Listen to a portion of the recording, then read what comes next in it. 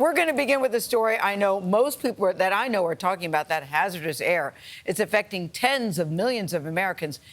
Take a look at these pictures, because this is New York City this morning, and this is the United States Capitol in Washington, D.C.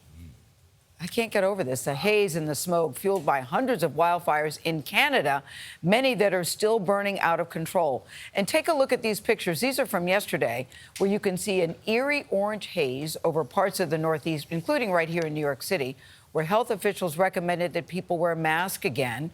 And to give you a sense of just how fast the smoke rolled over Manhattan yesterday, this image shows a relatively thin layer of smog. This was at 11 o'clock in the morning. So take this in.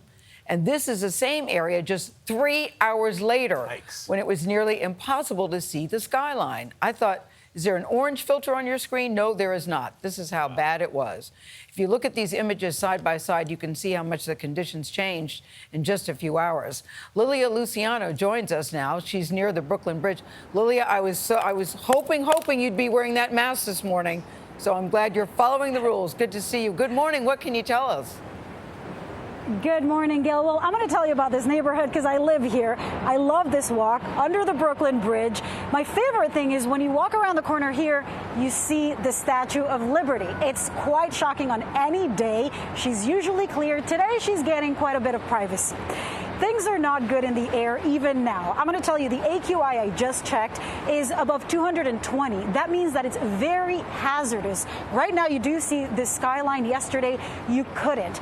Very hazardous means it affects everybody, not just people with pre-existing conditions. Yesterday, of course, was far worse. To give you an idea, the AQI tops at 500. But yesterday, officials here said it reached 484. That's the air quality index, which registered New York as the worst air quality of any major city in the world.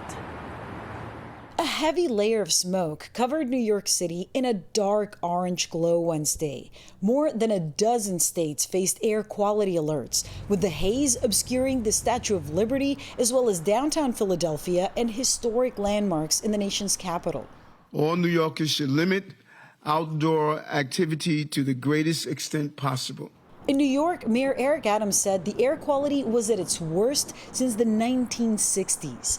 On Broadway, the conditions prompted two musicals to cancel their shows. The New York Liberty postponed its WNBA game, and the Yankees rescheduled their matchup with the Chicago White Sox, turning away some fans at the stadium.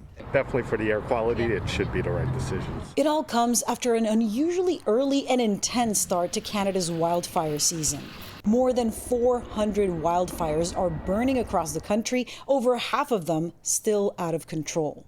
Nearly 9.4 million acres have burned in 2023. That's roughly 15 times the average, according to Canada's Minister of Emergency Preparedness. This is perhaps the worst year that we have experienced with wildfires as long as we've been keeping records. This is a visceral reminder of the climate crisis that's in front of us. Vijay LeMay is a senior scientist with the National Resources Defense Council. He warned that as climate change makes the weather more extreme, the public health risks grow.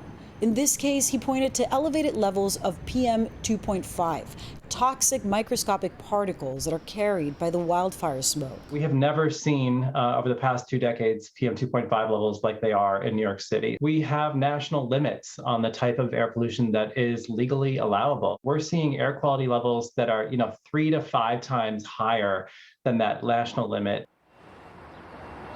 And at greatest risk are young children, the elderly, people with pre-existing conditions, but everybody should wear a mask. Vlad?